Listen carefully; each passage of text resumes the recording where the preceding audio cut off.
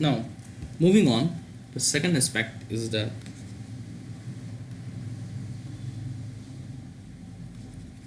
Rizala system. First is the no succession dispute. Next is the Rizala system. This did away with the Jagirdari system. The evils of Jagirdari system were done with, but there were no more evils of the Jagirdari system.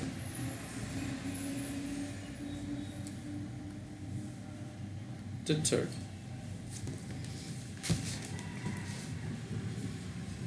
third, it is the economic reforms.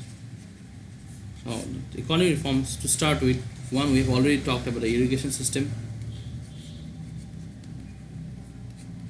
expansive irrigation system that were installed during the period of the Hyder Ali and Tipu Sultan.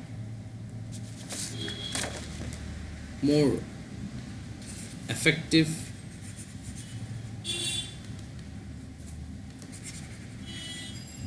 revenue collection system. And this is a more effective revenue collection system because the salaried revenue collector. Now, this is important. This we should remember that it is a period that gave much importance to promotion of sericulture, pepper, and cardamom. Pepper and cardamom. Cardamom is elaichi. Pepper is what you call it, black pepper and white pepper. The both option black and white pepper. And sericulture is the silkworm rearing. It's a silkworm rearing. We all know that the Mysorean silk or the Karnataka silk or Bangalore silk is very famous. It's a very fine silk. It's very, it's like woven air. It's very thin and it's very nice. It's very thin.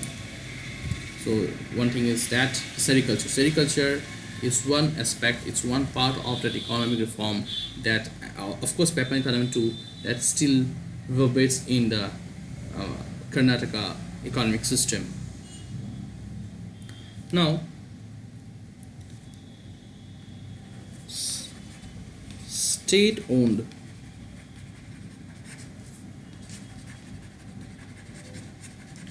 commercial companies were established. Now, these could be told as the PSUs of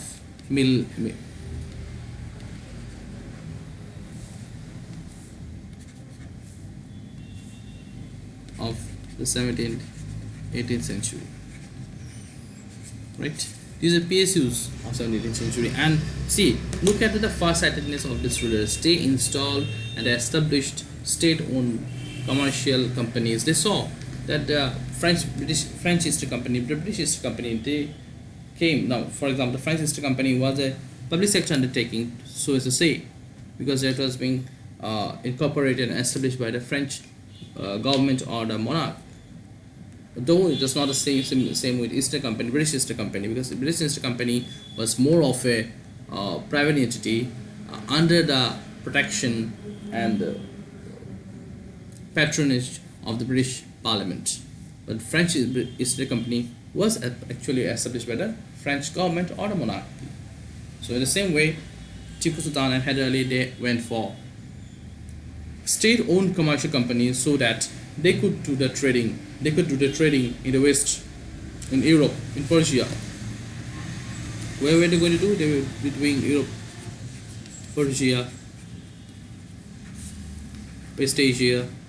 See, these were the regions where the French East India Company, British East India Company, Dutch East India Company, all these companies were taking the merchandise from India for West End, and they were selling this thing in this place for rupees 1000 with heavy margins.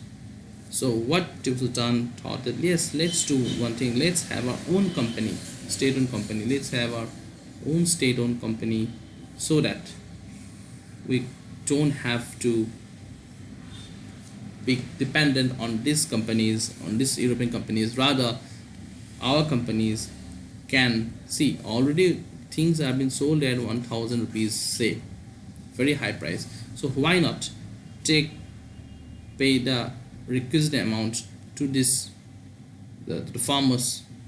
Here maybe they will pay 500, or maybe say they will pay 100 rupees, and it was sold here in say 500 rupees or 100 rupees, and enter profit.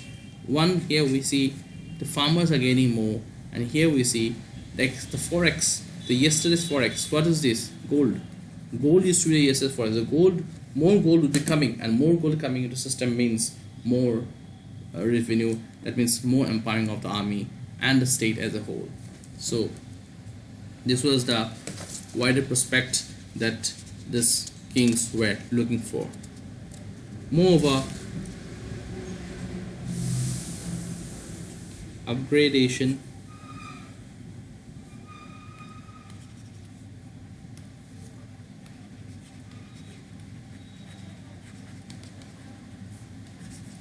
of the army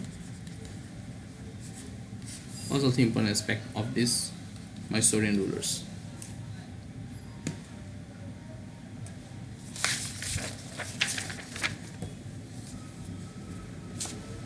Now, even though we see that,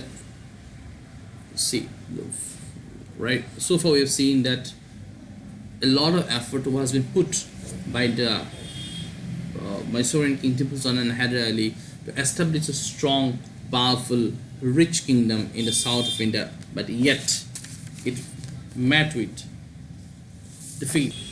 Now let's talk about the causes.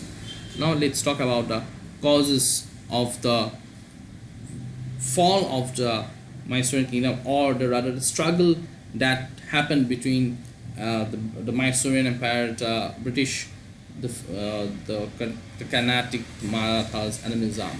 What possibly could have been the reason for the fight? See, the thing is that the first reason was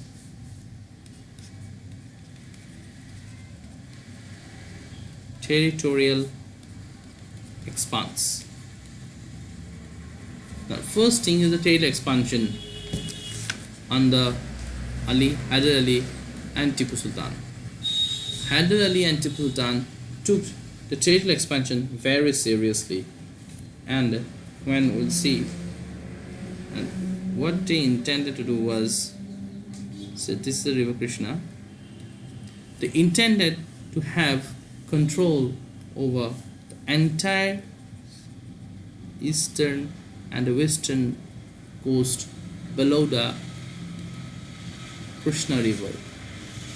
That is the entire stretch, the entire trade. They wanted to control the entire trade below the Krishna river. Now in Andhra Pradesh, the British had Masulipatanam on the dam. Here the British had Fort St. George on the dam. These were very important places of trade for the British. So also they had Bombay here. So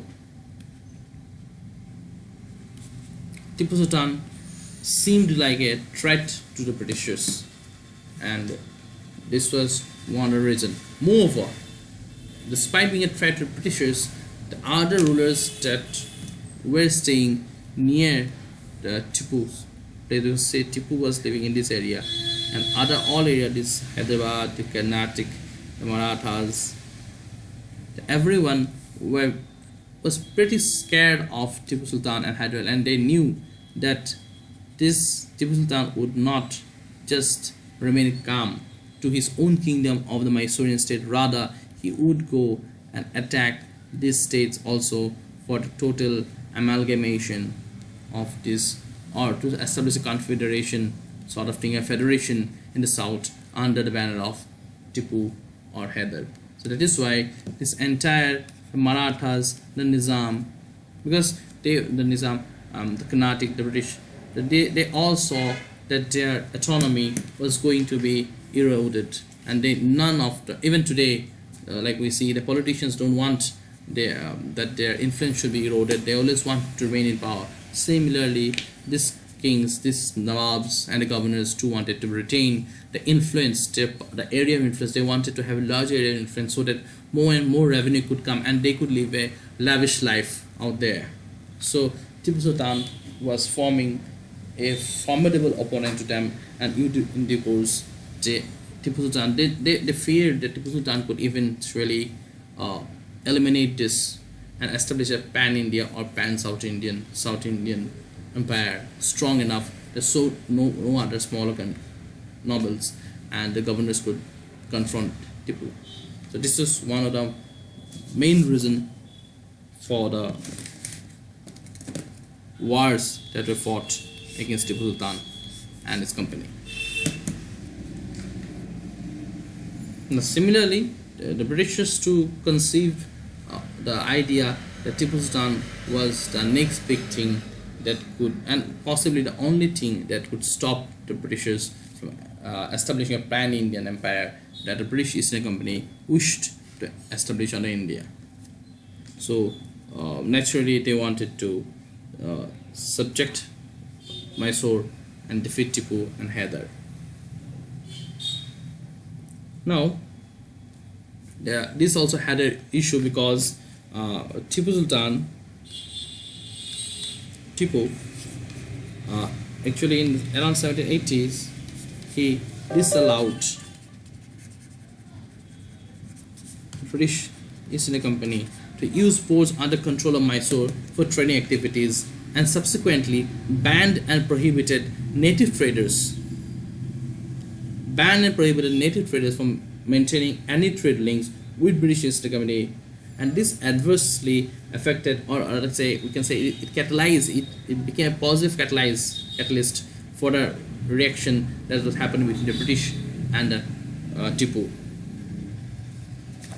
And he, like the pepper, cardamom and silk could not be exported from the region by the Britishers, because we have already seen that Tipu have already established state-owned companies, and this was going to be a commercial class. This is going to be a big commercial class, the British company and state-owned, Mysorean state-owned company. See, at the end of the day, what does the people from the European countries want? They want the things, they want the goods. It doesn't matter to them whether it's coming from the British East India Company or it's coming from, see, for a market in, say, in Dutch, in Netherlands, or in Spain, the Spanish people are least concerned about whether British East India Company was bringing them the goods or the Mysorean State Public Service Commission, or the Mysorean PSU was bringing them the stuff. All they needed was that they needed the pepper, cardamom, the silk, and the preservatives that they needed before the winters, before onset of the winters. Now,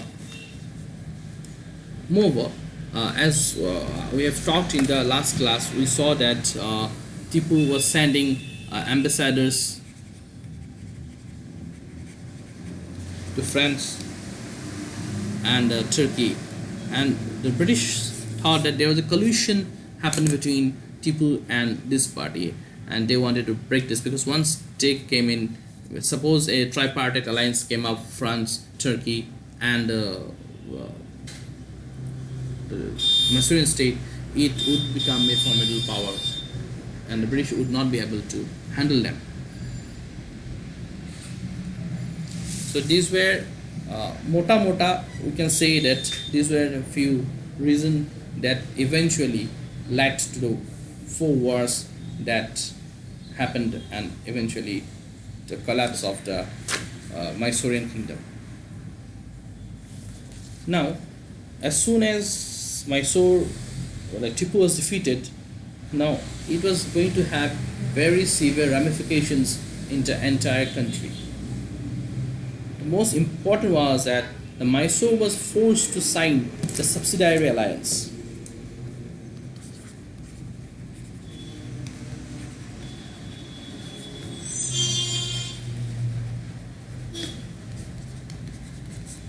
A Subsidiary alliance. and thus ceded indirect control to British in the region. The fall of Mysore represented a significant milestone for the British pressure in the region, as the last major challenge to British in the South India gave way, because Marathas have already been defeated in 1761 in the Third Battle of Panipat. The subsidiary alliance happened, and the Mysore kingdom was done with. And once this happened in 1799, and once this happened, we have the second Anglo-Maratha war, and then we have the third Anglo-Maratha war, and finally the Marathas in 1802 under Peshwa Bazirao II, Peshwa Bazirao II. This is not the Bazirao that we have seen Ranveer Singh playing the part. That was Bazirao I. This is Peshwa Bazirao II, and he had to sign a subsidiary alliance to save his face, and thus the Marathas too comes under the subsidiary alliance, that is under the subjugation of the Britishers. Now the interesting fact now comes up: what is subsidiary alliance? Now this is very important. What is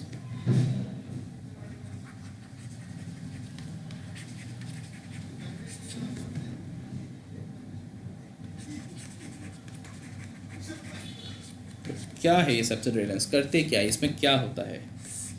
इसमें दुनिया भर के राजा को बुर्बक बनाया जाता है, openly बुर्बक बनाया जाता है, और ये सारे के सारे काम जो राजे जो थे, इनको बस आराम से रहना था, खाना था, पीना था, मौज मस्ती करना था, 3-4 हरेम खोल लेना था इन लोगों को, बस मस्ती करना था, कुछ नहीं. And this is what was the cause of subsidiary alliance. Now what happened in subsidiary alliance is that, first thing, the rulers were not allowed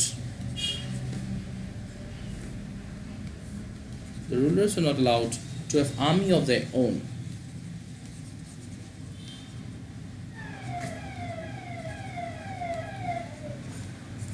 Rather, they had to maintain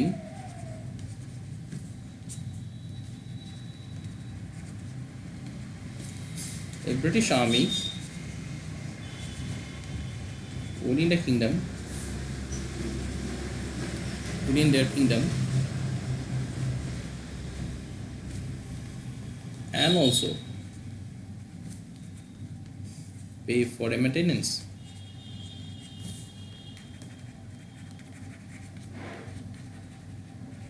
मतलब ये तो हद ही हो गया. पहले तो बताया कि हाँ भाई आप लोग हार गए हो, तो अभी आप नहीं रख सकते हो, आप नहीं रख सकते हो, अब आप लोग आर्मी नहीं रख सकते हो अपना, और ऊपर से अपना आर्मी रख नहीं सकते हो, और ऊपर से ब्रिटिश कह रहे हैं कि हमारे आर्मी रखो आप लोग, और हमारे आर्मी को पे करो, उसको खिलाओ पिलाओ, रहने का जगह दो, सब कुछ करो. देखिए पहली बात तो ये है कि they have after defeat every party that signs subsidiary alliance, they usually pay a very hefty amount to British East India Company as a compensation of whatsoever. ऊपर से ये एक नया झोल लगा दिया कि हाँ इसको रखो ना, उसी में शांत नहीं हुए.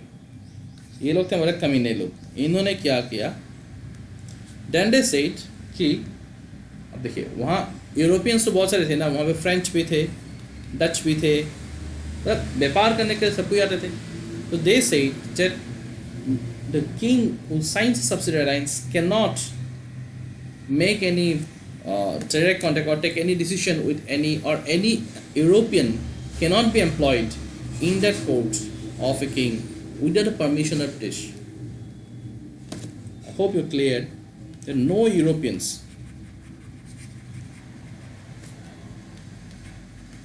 can be employed in the court. Court में कचहरी वाला कोर्ट नहीं है, जो राजा का कोर्ट है ना, जहाँ बैठे ना नोबेल वगैरह सब बैठे थे ना, वो वाला कोर्ट है. In the court without the permission of the British. फिर बोला कि नहीं नहीं यही सफिशिएंट नहीं, in your court we will have a resident, we'll have a resident who is a British resident will stay in a court and basically ये था कि हाँ हमारा एक आदमी रखेंगे वहाँ पे, और तुम लोगों का जो सभा होता है जो हाँ तुम लोग सब बैठ के बातें करोगे उसमें हमारे एक बंदा रहेगा जो रेसिडेंट होगा, उसको हम बताएंगे रेसिडेंट है वो, और वो फिलहाल हमको सब बताते रहेगा क्या हो रहा है कोर्ट में. So this is an officer that is posted there in the courts of the subsidized kingdom king, so that he could report to the people to the British company. So on और फिर बोला कि no more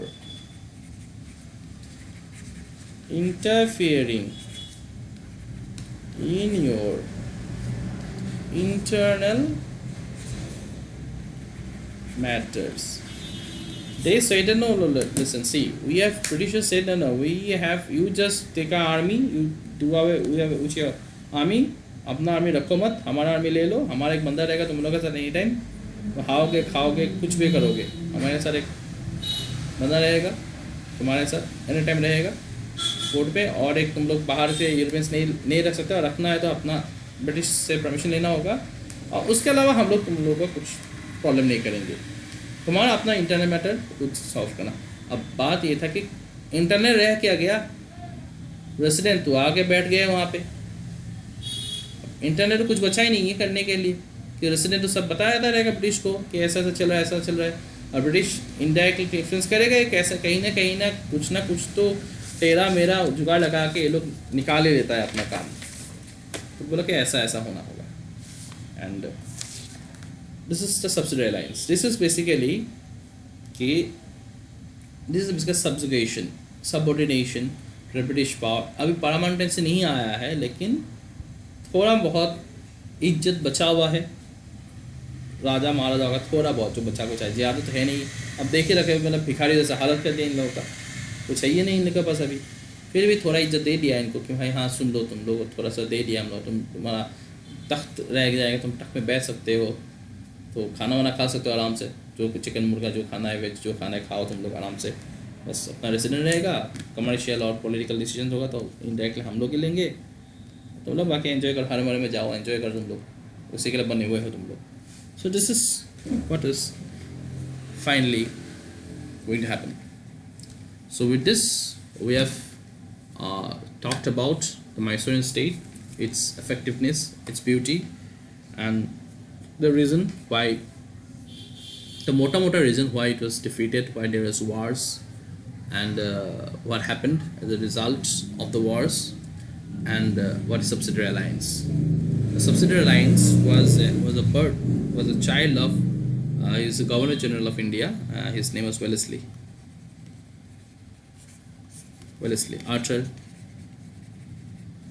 Arthur Wellesley. It was possibly from 1798 to 1805 is there. Kindly do check this date, and I'm quite sure this is the date. Arthur Wellesley is there. He succeeded Cornwallis, Lord Cornwallis. So with this we come to the end of this class, the lecture, the talking, and I hope we could disseminate some knowledge and we could learn something today. We'll meet the next day. Until then, have a good day, good evening. To like, comment and share this. I'll be coming up with more videos, and these videos will be covering the entire syllabus for civil services examination. Thank you. Have a great day.